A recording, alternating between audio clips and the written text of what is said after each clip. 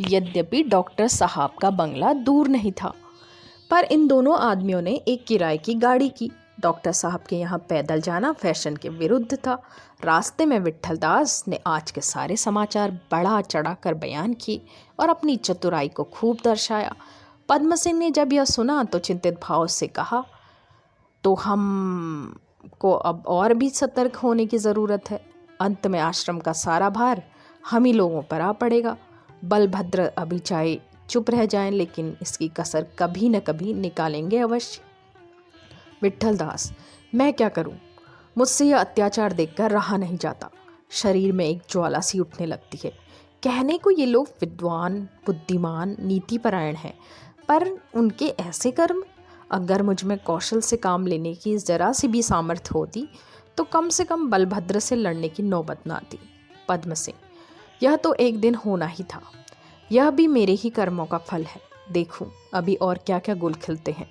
जब से बारात वापस आई है मेरी विचित्र दशा हो गई है।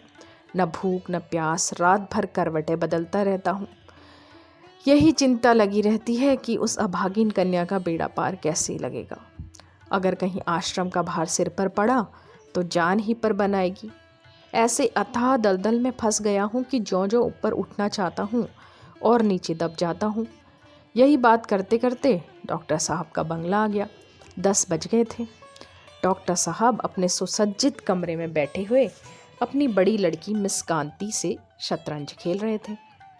मेज पर 2 टेरियर कुत्ते बैठे हुए बड़े ध्यान से शतरंज की चालों को देख रहे थे और कभी कभी जब उनके समझ में खिलाड़ियों से कोई भूल हो जाती थी तो पंजों से मोहरों को उलट पुलट देते थे। मिस कांति उनकी इस शरारत पर हंसकर अंग्रेजी में कहती, यू नॉटी। मेज की बाईं ओर एक आराम कुर्सी पर सैयद तेग अली विराजमान थे और बीच बीच में मिस कांति को चालें बताते जाते थे। इतने में हमारे दोनों मित्र जा पहुँचे। डॉक्टर साहब ने उठकर दोनों सज्जनों से हाथ मिलाया। मिस कांति ने उनकी ओर तभी निगाह से देखा और मेज पर से एक पत्र उठाकर पढ़ने लगी।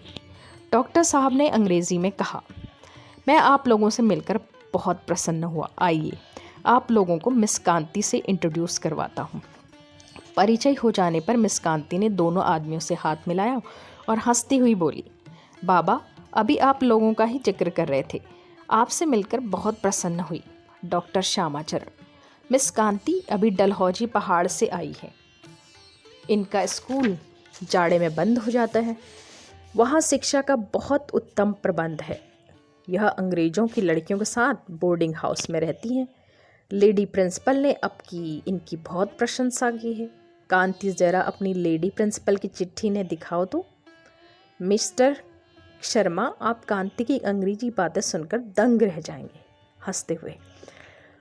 यह मुझे कितने ही नए मुहावरे सिखा सकती है। मिस कांति ने लजाते हुए अपना प्रशंसा पत्र पद्म सिंह को दिखाया। उन्होंने उसे पढ़कर कहा, वाह, लैटिन भी पढ़ती है। डॉक्टर साहब ने कहा, लैटिन में अब की परीक्षा में उन्हें एक पदक मिला है। कल क्लब में कांति ने ऐसा अच्छा गेम दिखाया कि अंग्रेज़ लेडियां दंग रह गई। हाँ, अब की बार आप हिंदू मेंबरों के जलसे में नहीं थे? पद्म सिंह, जी नहीं, मैं ज़रा मकान तक चला गया था। डॉक्टर, आप ही के प्रस्ताव पर विचार किया गया। मैं तो उचित समझता हूँ कि अभी उसे बोर्ड में पेश करने की जल्दी ना करें।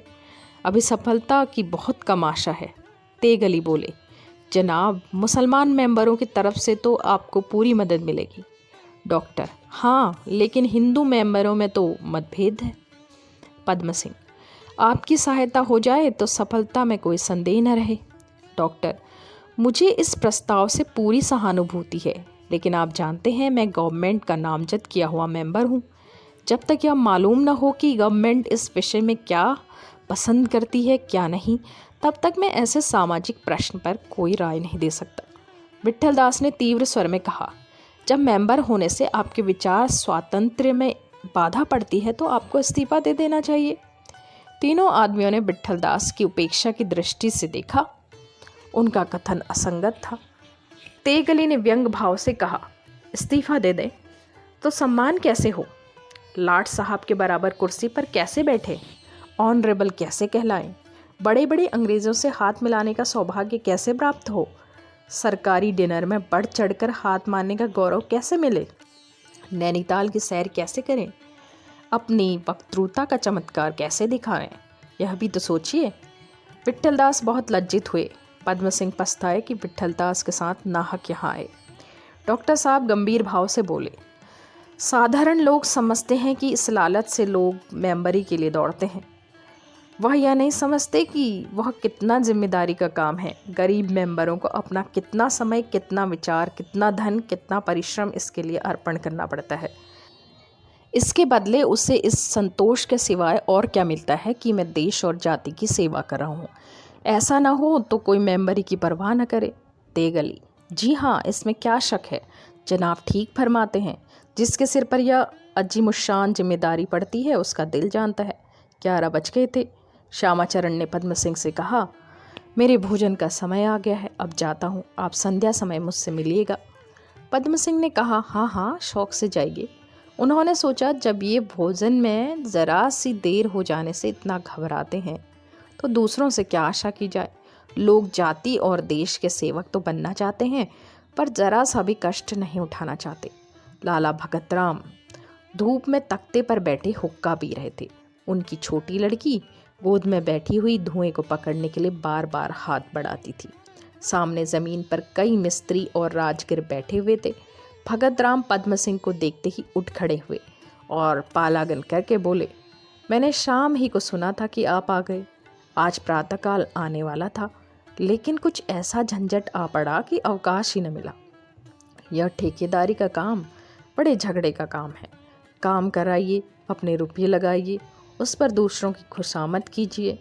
आजकल इंजीनियर साहब किसी बात पर ऐसे नाराज़ हो गए हैं कि मेरा कोई काम उन्हें पसंद ही नहीं आता। एक पुल बनवाने का ठेका लिया था, उसे 3 बार गिरवा चुके हैं। कभी कहते हैं यह नहीं बना, कभी कहते हैं वह नहीं बना। नफ़ा कहाँ से होगा, उल्टे नुकसान की संभावना है। कोई सुनने वाला नहीं है। आपने सुना होगा हिंदू मेंबरों का जलसा हो गया। पद्म सिंह, हाँ सुना, और शोक भी हुआ। आपसे मुझे पूरी आशा थी। क्या आप इस सुधार को उपयोगी नहीं समझते? भगतराम, इसे केवल उपयोगी ही नहीं समझता, बल्कि हृदय से इसकी सहायता करना चाहता हूँ। पर मैं अपनी राय का मालिक नहीं हूँ। मैंने अपने को स्वार्थ के हाथों बेच दिया। मुझे आप ग्रामोफोन का रिकॉर्ड समझिए। जो कुछ भर दिया जाता है वही कह सकता हूँ, और कुछ नहीं। पद्म सिंह, लेकिन आप यह तो जानते हैं कि जाति के हित में स्वार्थ से पार्थक्य होना चाहिए। भगतराम, जी हाँ, इसे सिद्धांत रूप से मानता भी हूँ, पर इसे व्यवहार में लाने की शक्ति नहीं रखता। आप जानते होंगे मेरा सारा कारोबार सेठ चिम्मन लाल की मदद से चलता है। अगर उन्हें नाराज कर लूँ तो यह सारा ठाट बिगड़ जाएगा। समाज में मेरी जो कुछ मान मर्यादा है वह इसी ठाट बाट के कारण है। विद्या और बुद्धि है ही नहीं, केवल इसी स्वांग का भरोसा है। आज अगर कलई खुल जाए तो कोई बात भी ना पूछे, दूध की मक्खी की तरह समाज से निकाल दिया जाऊं। बतलाइए, शहर में कौन है जो केवल मेरे विश्वास पर हजारों रुपये बिना सूद के दे देगा? और फिर केवल अपनी ही फिक्र तो नहीं है, कम से कम 300 रुपये मासिक गृहस्थी का खर्च है। जाति के लिए मैं स्वयं कष्ट झेलने के लिए तैयार हूँ, पर बच्चों को कैसे निरअवलंब कर दूँ? जब हम अपने किसी कर्तव्य से मुंह मोड़ते हैं तो दोष से बचने के लिए ऐसी प्रबल युक्तियां निकालते हैं कि कोई मुंह न खोल सके। उस समय हम संकोच को छोड़कर अपने संबंध में ऐसी ऐसी बातें कह डालते हैं कि जिन्हें गुप्त रहने ही से हमारा कल्याण है। लाला भगतराम के हृदय में यही भाव काम कर रहा था। पद्म सिंह समझ गए कि इससे कोई आशा नहीं। बोले, ऐसी अवस्था में आप पर कैसे जोर दे सकता हूँ? मुझे केवल एक वोट की फिक्र है। कोई उपाय बतलाइए, कैसे मिले? भगतराम, कुंवर साहब के यहाँ जाइए, ईश्वर चाहेंगे तो उनका वोट आपको मिल जाएगा। सेठ बलभद्रदास ने उन पर 3000 रुपये की नालिश की है। कल उनकी डिग्री भी हो जाएगी। कुंवर साहब इस समय बलभद्रदास से तने हुए हैं, वश चले तो गोली मार दे। फंसाने का एक लटका आपको और बताए देता हूँ। उन्हें किसी सभा का प्रधान बना दीजिए, बस उनकी नकेल आपके हाथों में आ जाएगी। पद्म सिंह ने हंसकर कहा, अच्छी बात है, उन्हीं के यहाँ चलता हूँ। दोपहर हो गई थी, लेकिन पद्म सिंह को भूख प्यास न थी। बग्घी पर बैठकर चले। कुंवर साहब बरूना के किनारे एक बंगले में रहते थे। आध घंटे में जा पहुँचे। बंगले के हाथे में न कोई सजावट थी, न सफाई, फूल पत्ती का नाम न था। बरामदे में कई कुत्ते जंजीर से बंधे खड़े थे। एक तरफ कई घोड़े बंधे हुए थे। कुंवर साहब को शिकार का बहुत शौक था। कभी कभी कश्मीर तक चक्कर लगाया करते थे। इस समय वह सामने कमरे में बैठे हुए सितार बजा रहे थे। एक कोने में कई बंदूकें और बर्छियां रखी हुई थी। दूसरी ओर एक बड़ी मेज पर एक घड़ियाल बैठा हुआ था। पद्म सिंह कमरे में आए तो उसे देखकर एक बार चौंक पड़े। खाल में ऐसी सफाई से भूसा भरा हुआ था कि उसमें जान सी पड़ गई थी। कुंवर साहब ने शर्मा जी का बड़े प्रेम से स्वागत किया। आइए महाशय, आपके तो दर्शन ही दुर्लभ हो गए। घर से कब आए? पद्म सिंह, कल आया हूँ। कुंवर, चेहरा उतरा हुआ है, बीमार थे क्या? पद्म सिंह, जी नहीं, बहुत अच्छे से हूँ। कुंवर, कुछ जलपान कीजिएगा? पद्म सिंह, नहीं, क्षमा कीजिए, क्या सितार का अभ्यास हो रहा है? कुंवर, जी हाँ, मुझे तो अपना ही सितार पसंद है। हारमोनियम और पियानो सुनकर मुझे मतली सी होने लगती है। इन अंग्रेजी बाजों ने हमारे संगीत को चौपट कर दिया। इसकी चर्चा ही उड़ गई। जो कुछ कसर रह गई थी वह थिएटरों ने पूरी कर दी। बस जिसे देखिए गज़ल और कव्वाली की रट लगाए रहता है। थोड़े दिनों में धनुर्विद्या की तरह इसका भी लोप हो जाएगा। संगीत से हृदय में पवित्र भाव पैदा होते हैं। जब से गाने का प्रचार कम हुआ, हम लोग भाव शून्य हो गए। इसका सबसे बुरा असर हमारे साहित्य पर पड़ा। कितने शोक की बात है, जिस देश में रामायण जैसे अमूल्य ग्रंथ की रचना हुई, सूर सागर जैसे आनंदमय काव्य की रचा गया, उसी देश में अब साधारण उपन्यासों के लिए हमको अनुवादक का आश्रय लेना पड़ता है। बंगाल और महाराष्ट्र में अभी गाने का कुछ प्रचार है, इसलिए वहाँ भावों का ऐसा शैथिल्य नहीं है। वहाँ रचना और कल्पना शक्ति का ऐसा अभाव नहीं है। मैंने तो हिंदी साहित्य को पढ़ना ही छोड़ दिया। अनुवादों को निकाल डालिए तो नवीन हिंदी साहित्य में हरिश्चंद्र के 2-4 नाटकों और चंद्रकांता संतति के सिवा और कुछ नहीं रहता। संसार का कोई साहित्य इतना दरिद्र न होगा। उस पर तुर्रा यह है कि जिन महानुभावों ने 2-1 अंग्रेजी ग्रंथों के अनुवाद मराठी और बंगला अनुवादों की सहायता से कर लिए, वे अपने आप को धुरंधर साहित्यज्ञ समझने लगे। एक महाशय ने कालिदास के कई नाटकों के पद्यबद्ध अनुवाद किए हैं, लेकिन वे अपने को हिंदी का कालिदास समझते हैं। एक महाशय ने मिल के 2 ग्रंथों का अनुवाद किया, और वह भी स्वतंत्र नहीं बल्कि गुजराती, मराठी आदि अनुवादों के सहारे। पर वह अपने मन में ऐसे संतुष्ट हैं मानो उन्होंने हिंदी साहित्य का उद्धार कर दिया। मेरा तो यह निश्चय हो जाता है कि अनुवादों से हिंदी का अपकार हो रहा है, मौलिकता को पनपने का अवसर नहीं मिल पाता। पद्म सिंह को यह देखकर आश्चर्य हुआ कि कुंवर साहब का साहित्य से इतना परिचय है। वह समझते थे कि उन्हें पोलो और शिकार के सिवाय और किसी से प्रेम न होगा। वह स्वयं हिंदी साहित्य से अपरिचित थे, पर कुंवर साहब के सामने अपनी अनभिज्ञता प्रकट करते संकोच होता था।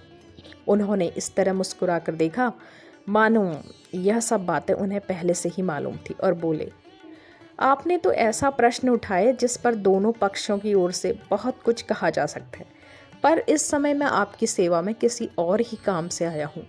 मैंने सुना है कि हिंदू मेंबरों के जलसे में आपने सेठों का पक्ष ग्रहण किया है।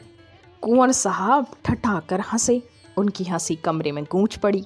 पीतल की ढाल जो दीवार पर लटक रही थी, इस झनकार से थरथराने लगी। बोले, सच कहिए, आपने किससे सुना? पद्म सिंह इसको समय हंसी का तात्पर्य न समझकर कुछ भौचक से हो गए। उन्हें मालूम हुआ कि कुंवर साहब मुझे बनाना चाहते हैं। चिढ़कर बोले, सभी कह रहे हैं, किस किस का नाम लूँ?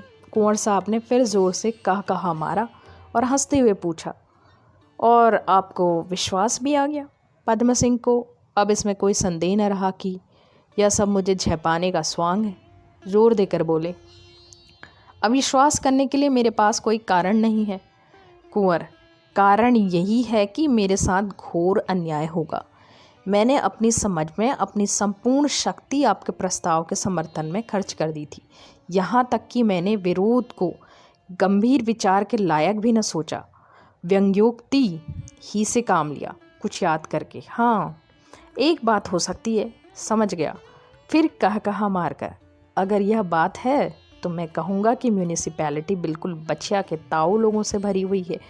व्यंग्योक्ति तो आप समझते ही होंगे। बस यह सारा कसूर उसी का है। किसी सज्जन ने इसका भाव न समझा। काशी के सुशिक्षित सम्मानित म्यूनिसिपल कमिश्नरों में से किसी ने भी एक साधारण सी बात न समझी। शोक, महाशोक। महाशय, आपको बड़ा कष्ट हुआ, क्षमा कीजिए। मैं इस प्रस्ताव का हृदय से अनुमोदन करता हूँ। पद्म सिंह भी मुस्कुराए। कुंवर साहब की बातों पर विश्वास आया। बोले, अगर इन लोगों ने ऐसा धोखा खाया तो वास्तव में उनकी समझ बड़ी मोटी है, मगर प्रभाकर राव धोखे में आ गए, यह समझ में नहीं आता। पर ऐसा मालूम होता है कि नित्य अनुवाद करते करते उनकी बुद्धि भी गायब हो गई है।